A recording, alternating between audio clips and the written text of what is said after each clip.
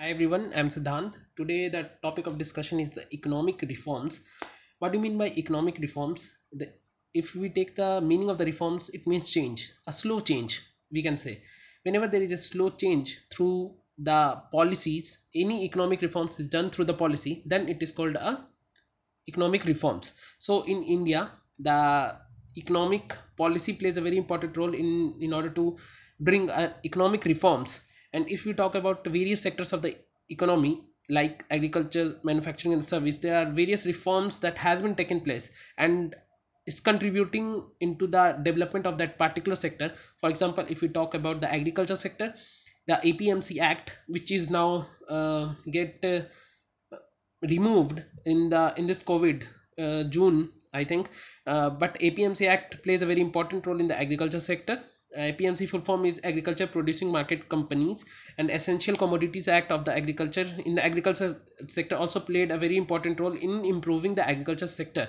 And if you talk about the service sector, the Information Technology Act is plays a very important role. And if particularly we talk about the financial sector in which we works, then there are lots of things like trading is allowed in the market. In the 1991 the privatization takes place. These reforms played a very important role in improving the particular sectors of the economy. Now moving on to the questions, the Indian economy integrated with the world, what does it mean? Growing trade volumes, yes. If we allowed globalizations all around the world, it will increase the trade. That's why that's the whole purpose of the globalization. So option A is right. The option B is financial flows from and to the world. Yes, the if we import and export, there is a movement of the goods from outside and inside to the world. This option is also correct. See, the impact of the economic changes outside India. Yes, any changes happens outside India, and if there is a globalization, then it will impact India as well.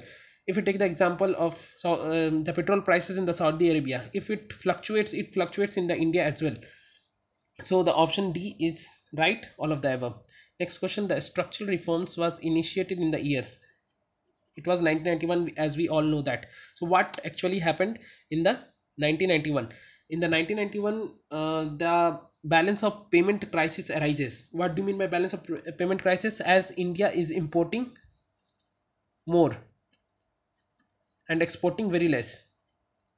So if we import more, then we have to spend more, and we are earning less. So there was the time came when India doesn't have money to pay to the imports. So what India did, India allowed the privatization. If they allowed the privatization, there were lots of investment started into the India. So India has the money to spend on the imports. So that's the whole purpose of the structural reforms of the 1991. And if we talk about the financial sector, okay, we will cover that later. Next question, the reasons for the growth of the service sector is option A, synergies provided by the manufacturing sector. Yes, this option is true. Why? If the manufacturing sector grows, there is a lots of demand of the offices and the computers and the softwares. So if the softwares requirement is increased, then it will ultimately help the service sector. Liberalization of the financial sector. So when liberalization allowed, then there is chances that FDIs and the FIs will flows into the software industry, as it is the largest highest growing industry in India. So if there is lots of investment in it, it will help the service sector. The option C is policy initiatives with regard to the information technology. Yes, if the information technology, after the introduction of the information technology, it always helps the service sector one way or to the others. The option D is all. So option D is right in this question. Next question, the prior to the financial sector reforms, the pricing of the financial resources was fixed by.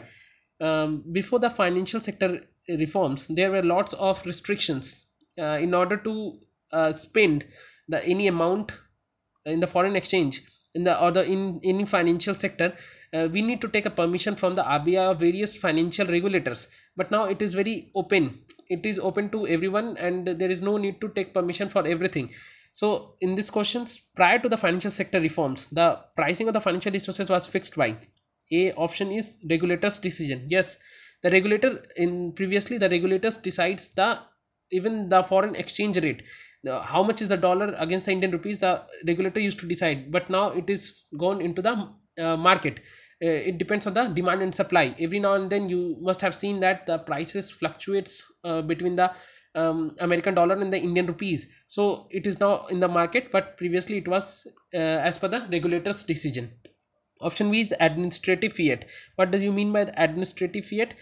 It simply means that it is the order from the authority. If authority allows it, then we will do. They will do. Otherwise, they will not do.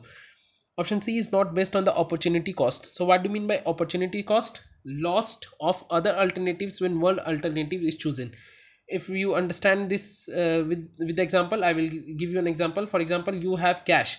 So if you keep cash with you with yourself and not putting into any savings account or the fixed deposit, then you are losing the interest on that cash. So you choose to keep cash, and in the other alternatives to keep that cash in the fixed deposit, but you are not keeping in the fixed deposit, so you are losing the interest on that cash. So that is the opportunity cost. So C is also right, not based on the opportunity cost the previously prior to the financial sector reforms.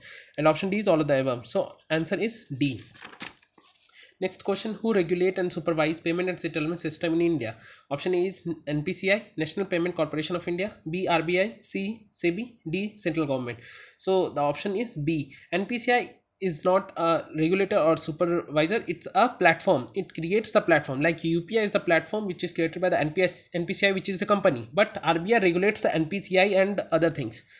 Which of the following, next question, which of the following is the reforms related to the foreign exchange market?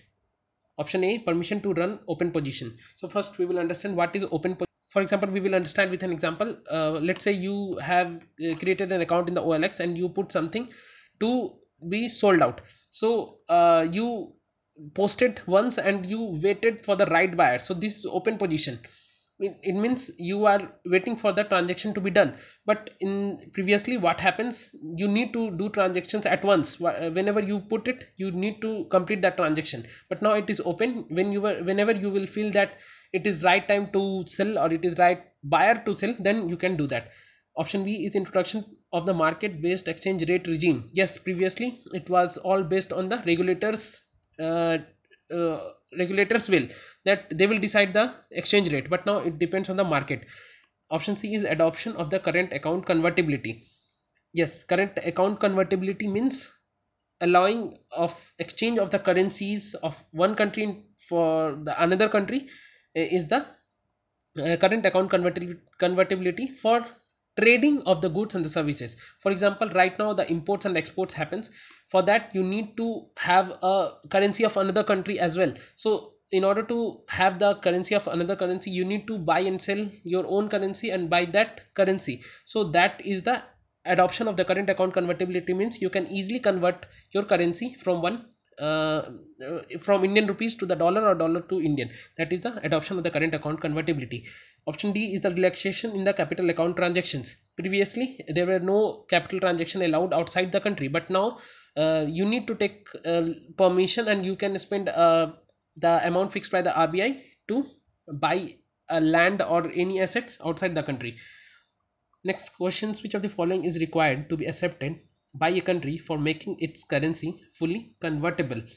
It's a factual based question and the option is B.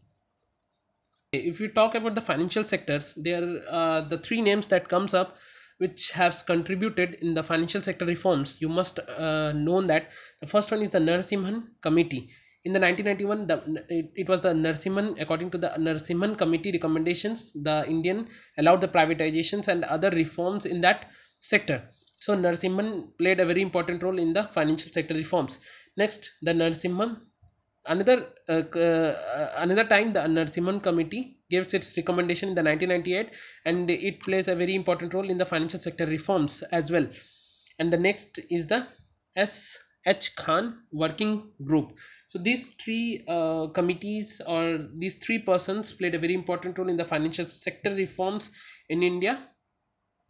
And we will take a short understanding of the 1991 problem, which is also known as the balance of payment crisis or the fiscal crisis. So what actually happened? Our expenditure, that India is importing more than exporting. It is also existing still now. So in the 1991 we are importing more and exporting less, so we need to pay that amount outside, and we don't have that amount to pay for the imports bill. So that was the problem in the 1991. So what were the solutions instructed?